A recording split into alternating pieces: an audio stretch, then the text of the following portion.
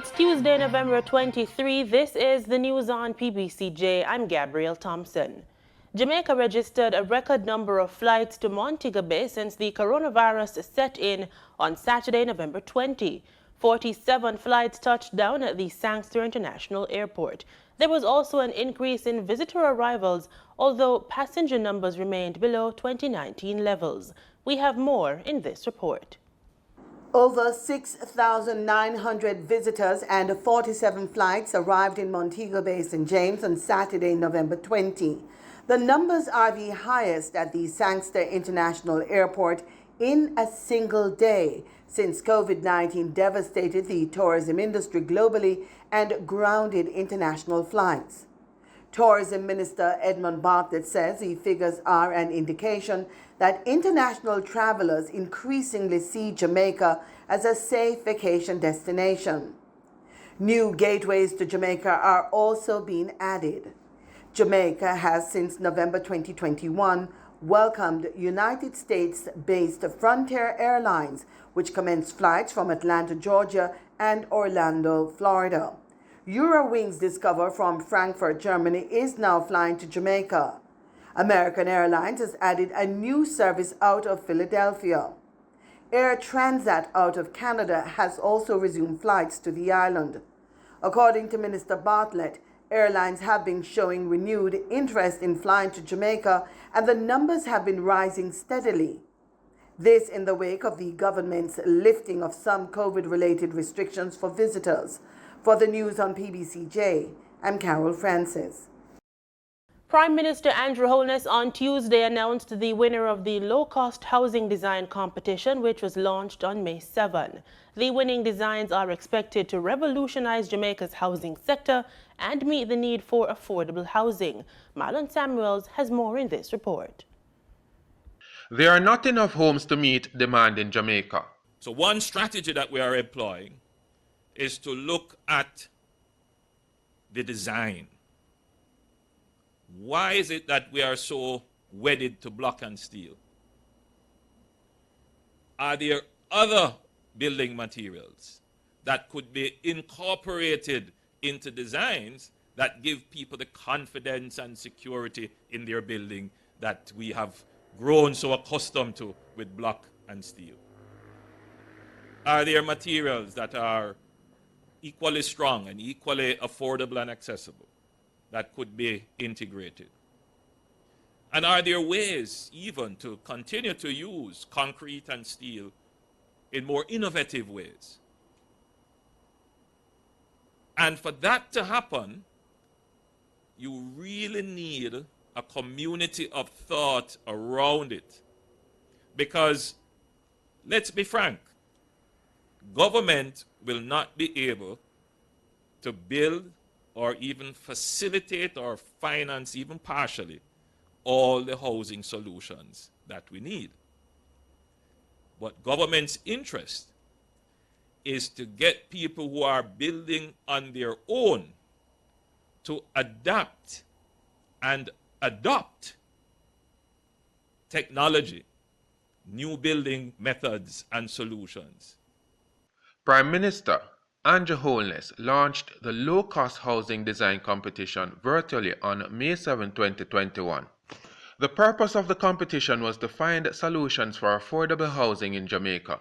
So the housing solution has to be sustainable, meaning that it is not taking from the environment in a way that could damage it, meaning that it will last long with low maintenance, meaning that it will use energy in an efficient way. We also wanted a design that was replicable, meaning that we could use it all over in multiple circumstances. And we wanted a design that had aesthetic appeal. The winning designs in each category will be used as the model for the nation's social housing program. $1 million was awarded for first place, $500,000 for second place, and $250,000 for third place. The design standards will give consumers, homes, and neighborhoods that are consistently well designed and affordable. For the news on PBCJ, I am Marlon Samuels. Residents of Lower York in St. Thomas are protesting against the dumping of garbage at a section of their main road. They say even the installation of a garbage skip at the site has not improved the situation. Simone Absalom Gale tells us more. When our news team visited the area, we observed that the skip was overflowing with garbage. Some residents voiced their frustration. Can come 2 times for the week because the district is very large. So we need proper hygiene with the corona and all kind of disease. When the water come, it wash the pampas them in the road, it wash the dead dogs them and everything and in people's yards. So we need it to sort out. Thank you. No more dumping, because to get the information from the community saying that they no longer need it. So anybody we catch dumping anything, we call the police. They said the garbage truck had not been to the area in 3 weeks and the matter had been reported. Rats and dogs, dog pampas, also that's something in my yard. And I have children in the yard, and it's very unsafe for my children, for my grandchildren and my grandnieces and so forth. And I tried to contact Mr. Denver Howell, who in charge of the solid waste management in the parish, and I understand that one of his workers got strokes and the garbage not collecting, so, and it's causing problems. A garbage truck arrived on the scene while our camera was rolling, but the residents were still not satisfied. They are calling for the skip to be removed. You know, we walk up and down to build that thing. Yeah, then we find a thing, so well, it would have made the place look decent, but it's not work. For the news on PBCJ, I'm Simone Absalom Gale. The Jamaica Business Development Corporation, JBDC, is partnering with the United Nations Educational, Scientific and Cultural Organization, UNESCO, to develop Jamaica's cultural and creative industries, CCI. Deputy Chief Executive Officer of the JBDC, Harold Davis, says the project is one of 6 being funded by UNESCO worldwide, and this signals that the country is on the right path. He says the JBDC had mapped the country's cultural industry in 2020, so the new project will build on the CCI mapping data and support further studies for strategic development. A second women's shelter for women who are victims of abuse will open soon. Permanent Secretary in the Ministry of Culture, Gender, Entertainment and Sport, Denzel Thorpe, made the disclosure while addressing the International Day for the Elimination of Violence Against Women church service on the weekend. Strategic Priority Area 2 of the National Strategic Action Plan to eliminate gender-based violence in Jamaica requires that the government of Jamaica provides the necessary protection, including safer spaces for women and girls. Mr. Thorpe says the second shelter is one of 3 being built. The first shelter was opened in 2020. The Ministry of Culture, Gender, Entertainment and Sport is committed through our policies, programs and projects to continue working strategically towards the elimination of violence. This is in strategic alignment with the governance of the government of Jamaica and their zero-tolerance approach to all forms of violence. The International Day for the Elimination of Violence Against Women, which will be observed on November 25, is being recognized under the local theme, Safer Spaces for Women and Girls. Mr. Thorpe says the government has taken a zero-tolerance approach to all forms of gender-based violence and is committed to implementing policies, programs and projects relative to the cause. Let's get into the latest market updates and comments from the Industry and Commerce Minister Audley Shaw about sustainable investment across the island.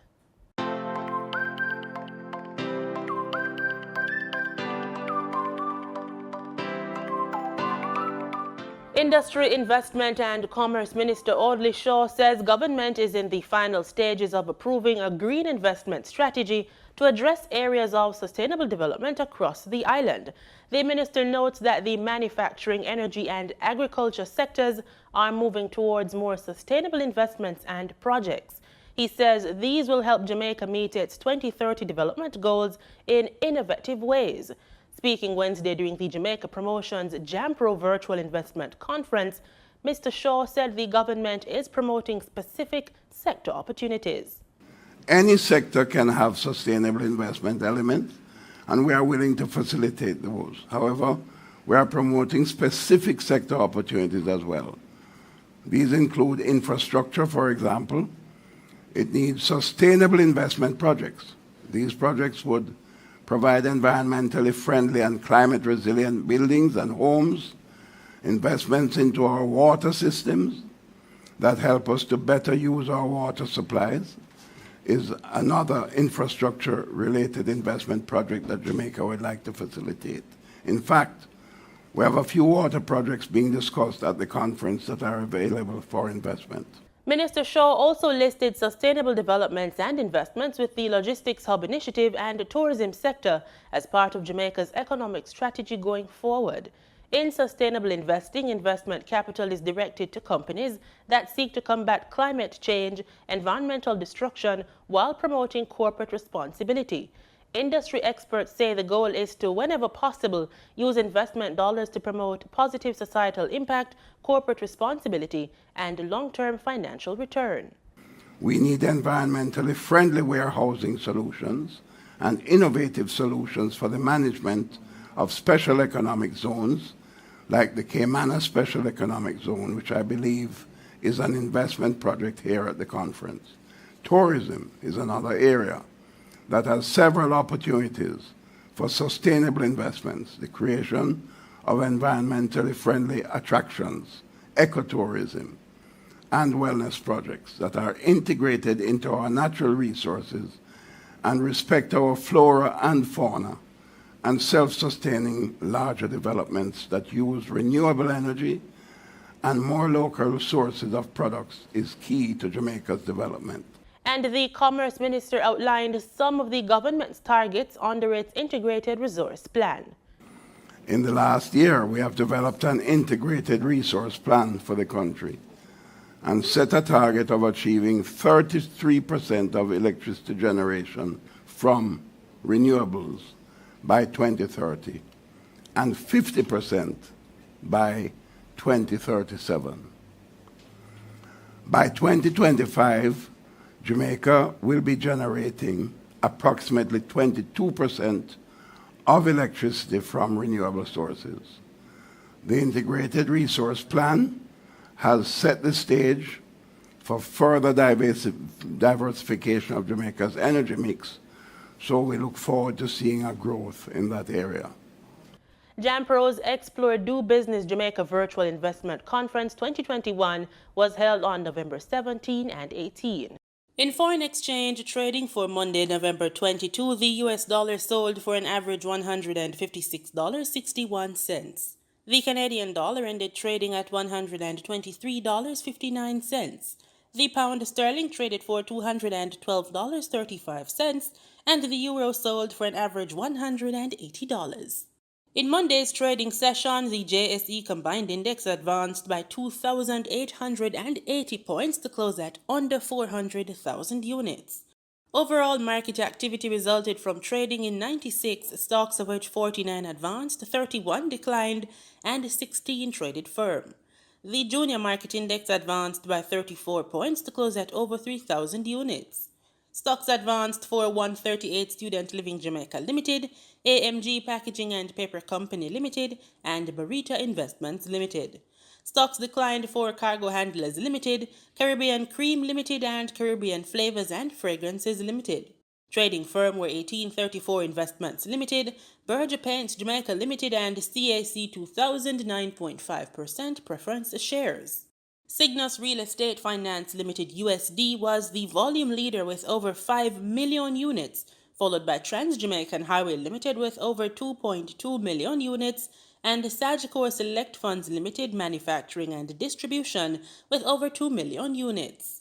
In market data for oil, prices dropped by more than 1% on Tuesday ahead of the expected release of U.S. crude reserves to cool the market, while resurgent COVID-19 cases in Europe also weighed on demand.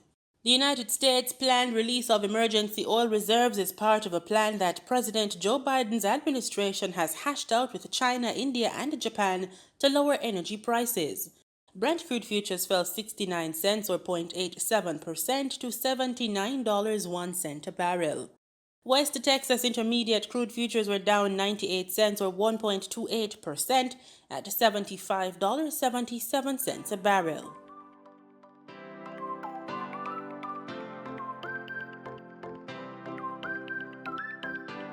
In regional news, health officials in Grenada are trying to contain a COVID-19 spike on the sister island of Carriacou, while government announces a fourth COVID-19 vaccine option for the Grenadian people. The sister isle of Carriacou is faced with a second cluster of the COVID-19 virus, as officials report 9 positive cases with 1 hospitalized. Health Minister Nicholas Steele first confirmed the cluster on Sunday. Reports are that the cluster originated from workers of one of the ferry services that travel to and from Grenada and its dependencies. The company just a few days ago announced the recommencement of their services between the island, but due to the recent happenings had to put their service on pause. Minister for Carriacou and Petty Martinique Affairs, Kendra Matthew Stewart, gave an update on the situation. Health officials on island discovered a cluster of positive COVID-19 cases, amounting to 9 as of today's date, primarily though among the captain and some crew members of the MV Lucia. At the moment, the health officials and contact tracers are on the ground, and they are actively and aggressively conducting the contact tracing to ensure that we arrest the situation before it further escalates into a case of community spread. The minister made an appeal to passengers who traveled on the vessel between the 12th of November to the 19th to please get tested for COVID-19. And so the health team and contact tracers are asking and is making a special plea to all persons who would have traveled on the MV Lucia from the 12th of November to the 19th of November, and also persons who would have been in close and direct contact with any crew member of the Lucia, to report tomorrow from 9 a.m. at the Hillsborough Clinic for the purposes of testing and or the dissemination of information relative to this cluster. Meanwhile, Prime Minister Dr. Keith Mitchell, in a press conference on Sunday, announced that Grenada will soon have an additional choice in COVID-19 vaccines, as the government will soon get a shipment of Moderna.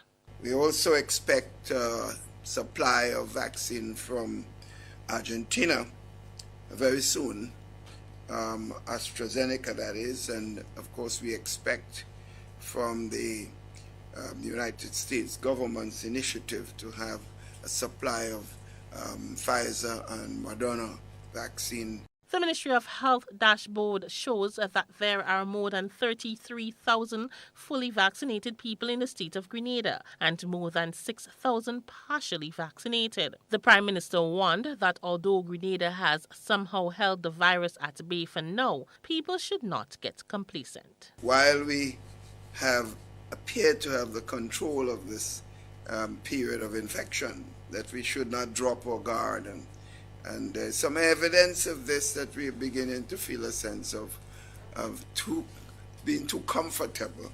Grenada now has 54 active COVID-19 cases with a positivity rate of 0.4%. For GBN News, I am Rena Pear Thomas reporting. And in the Bahamas, 20 months after the downtown straw market was closed due to the coronavirus pandemic, leaving scores of vendors and craftspeople out of work, the popular tourist attraction opened recently. Jasmine Brown visited the market and filed this report. The shelves here at the downtown straw market are no longer empty for the first time in nearly 2 years, as some vendors returned to work this morning.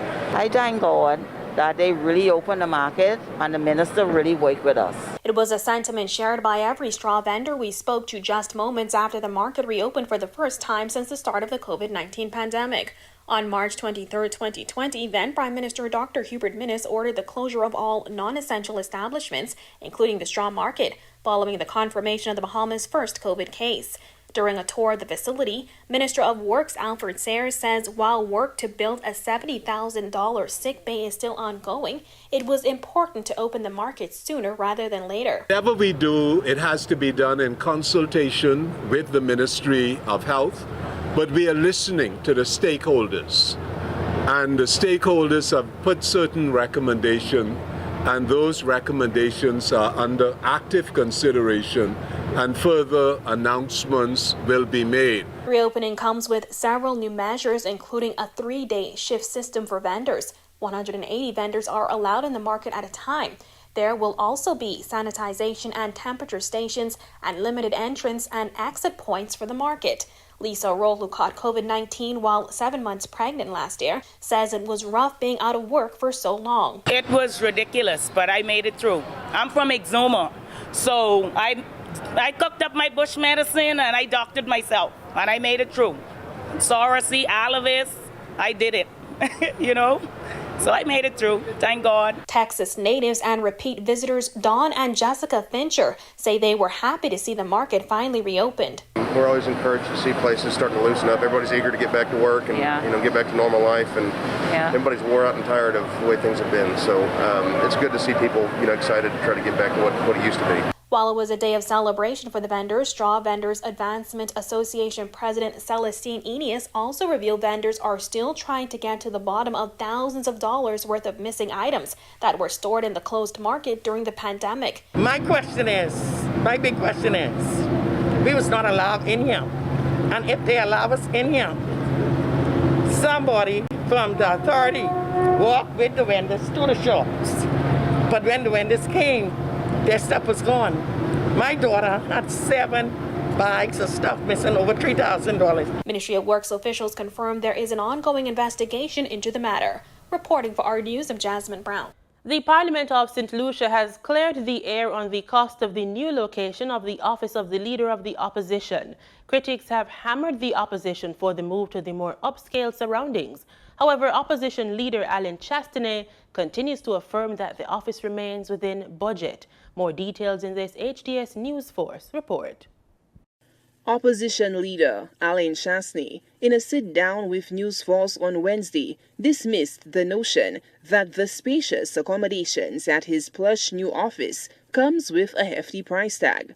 The former Prime Minister made the media rounds during the week after an almost 100-day hiatus from the public sphere. He would again have to answer questions from the public on the issue during the call-in segment of a local talk show. Tim, I have facts on that. You requested $11,000 for that rent. You better reduce it for him. Sir. All right, okay, thanks. I listened to the gentleman very, very carefully. So first of all, Parliament gives you a budget. It's not about you requesting anything. The allocation for rent is $5,000.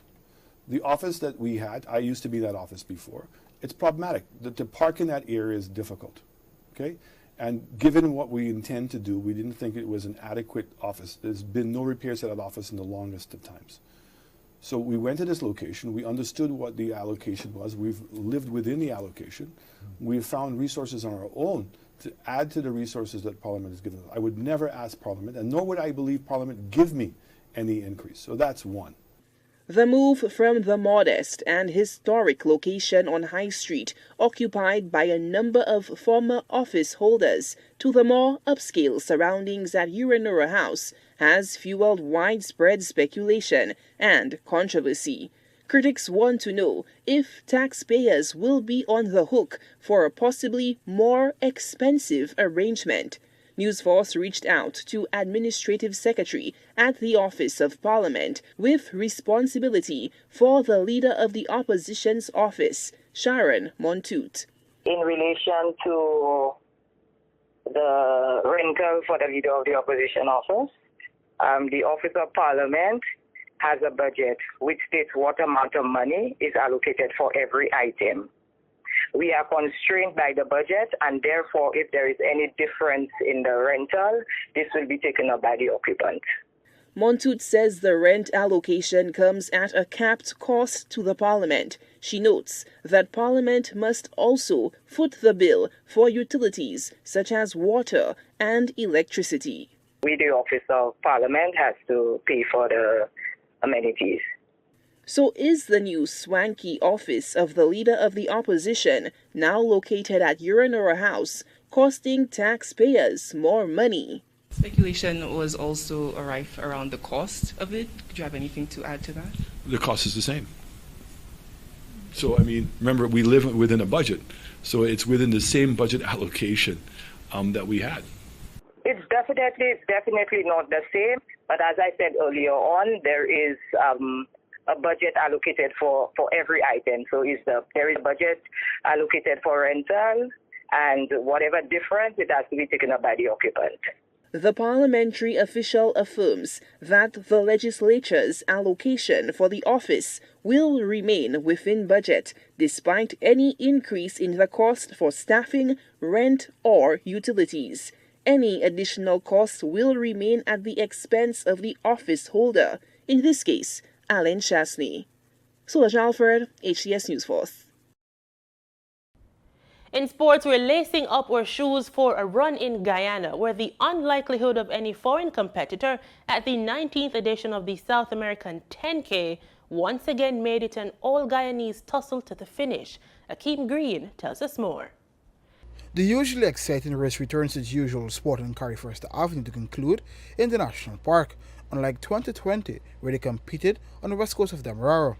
We're not only looking for keen competition, we're looking for good times. Now, this 10K that is being hosted by the AHE of Guyana has been a long-standing event, and it's unfortunate that we do not have as many participants, as many nations involved because of the COVID issue. But we are here to make this exciting for you guys. Thomas indicated they're looking in the vicinity of 45 to 50 Guyanese athletes, but there is a slim chance foreigners may arrive to compete.